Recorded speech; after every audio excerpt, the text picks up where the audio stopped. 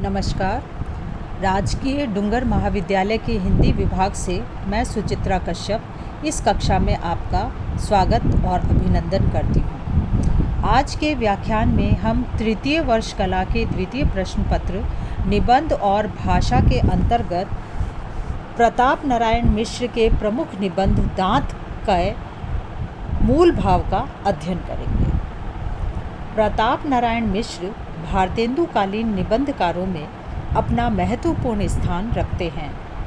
इसलिए आचार्य रामचंद्र शुक्ल ने लिखा है कि पंडित प्रताप नारायण मिश्र और पंडित बालकृष्ण भट्ट ने हिंदी गद्य साहित्य में वही काम किया है जो अंग्रेजी पद्य साहित्य में एडिसन और स्टील ने किया।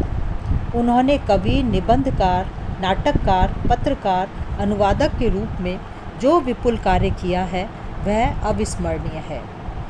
उन्होंने मुछ, भौं, दांत, पेट जैसे शारीरिक अवयवों पर रोचक निबंध ही नहीं लिखे हैं, वरन द, त, ट जैसे हिंदी वर्णमाला को लेकर निबंध रचना भी की है। इसके साथ ही उन्होंने लोकोक्तियों, अर्धालियों, संस्कृत उक्तियों को भी अपने निबंधों का आधार बनाया है। उनके निबंधों में राष्ट्रीय भावना तथा चेतना की सहज अभिव्यक्ति हुई है। दांत शीर्षक प्रताप नारायण मिश्र का रोचक और मौलिक निबंध है।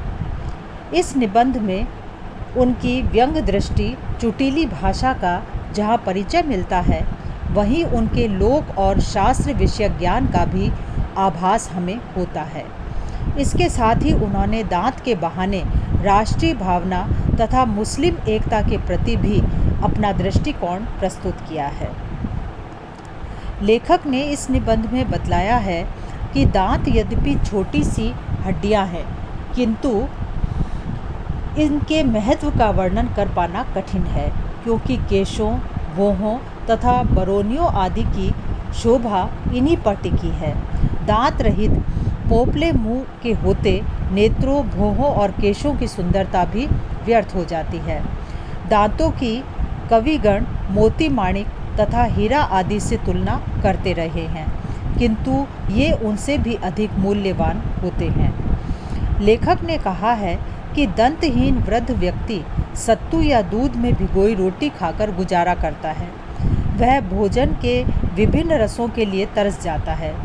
काव्य के नवरस भी दांतों का सहयोग चाहते हैं। श्रृंगार रस में सुंदर दंत पंक्ति भी शोभा बढ़ाती है।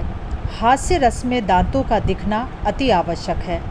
करुण और रौद्र रस में भी दांत दीनता और क्रोध के प्रदर्शन में सहयोग करते हैं।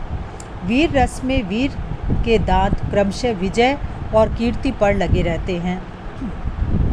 भयानक रस के लिए सिंह और बाघ आदि के भयंकर दांत आलंबन बनते हैं। विभत्स रस के लिए गंदे मैल युक्त दांत और अद्भुत रस के लिए दांत बाएं मुंह फैलाकर होना तथा शांत रस के लिए दांत रहित शोभाहीन मुख सहायक बनते हैं। लेखक ने बतलाया है कि दांत शिक्षा देते हैं कि अपने स्थान पर काम में दृढ़ रहने पर ही प्रतिष्ठा मिलती है। दांत जब मुख में रहते हैं तभी तक उनका महत्व और शोभा है। गिरने के साथ ही वे अपवित्र हड्डी हो जाते हैं और बाहर फेंक दिए जाते हैं। यह बात मनुष्य पर भी लागू होती है। लेखक इसे उदाहरण द्वारा भारतीयों के मिलजुल कर रहने को भी शिक्षा देते हैं। लेखक का मानना है कि अपने स्थान से गिरे हुए दांत और व्यक्ति दोनों ही शोभा नहीं पाते, किंतु स्थान त्याग का अर्थ यह नहीं है कि हर हाल में देश से बाहर जाना बुरा है। कार्यवश देश से बाहर जाना तो उचित है, किंतु स्वार्थवश देश को भूलकर विदेश जाना वैसे ही है जैसे कटे हुए होठ या गाल से दांतों का बाहर आ जाना। जिसने स्वजाति और स्वदेश की मर्यादा और स्वाभिमान खो दिया, उस व्यक्ति का जीवन निर्लजतापूर्ण और व्यर्थ हो जाता है। मिश्र जी कहते हैं कि जब दांत या दाढ़ दर्द करता है तब उसे उखड़वा देने का ही मन करता है। इसी प्रकार जो व्यक्ति हमारे मध्य रहकर हमको कष्ट पहुंचाए, देश और जाति का अहित करे, उसे निकाल बाहर करना ही ठीक रहता है। उनका मानना है कि देशवासियों से सच्चा प्रेम करने वाला ही प्रशंसा का पात्र है।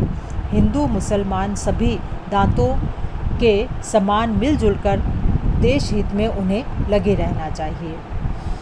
उनका लेखक का यह भी कहना है कि दांतों की महिमा का वर्णन किया जाना चाहिए या सामने आना चाहिए।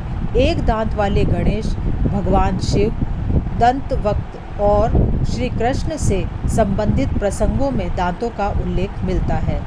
मक्खी चूसों को दांतों से कोड़ी उठाने वाला भी कहा जाता है। हाथी दांत से विभिन्न वस्तुएं बनती हैं। गणित में कोड़ी कोड़ी के दांत का हिसाब होता है। लेखक में दांत मांजने की विधि, बड़े दांत वाले को मूर्ख कहा जाना, दांतों के विविध रूप रंग आदि अनेक विषय हैं जिन पर लिखना हर एक के वश की बात नहीं है।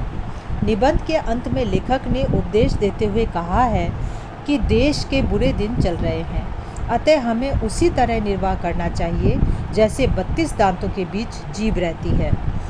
देश हित के लिए हमें अपने मान अपमान की चिंता नहीं करनी चाहिए। हर व्यक्ति की बात पर बिना सोचे समझे विश्वास भी नहीं करना चाहिए, क्योंकि हाथी के दांतों के समान उनके मन में भी कुछ और मुंह में कुछ और बात रहती है। इस प्रकार दांत शीर्षक निबंध में लेखक ने दांतों की शोभा व महत्व के साथ अनेक वैचारिक बिंदुओं का स्पर्श करते हुए देश और देशवासियों से प्रेम करने तथा देश हित में जुट जाने के लिए कहा है और इसके लिए आह्वान किया है। धन्यवाद।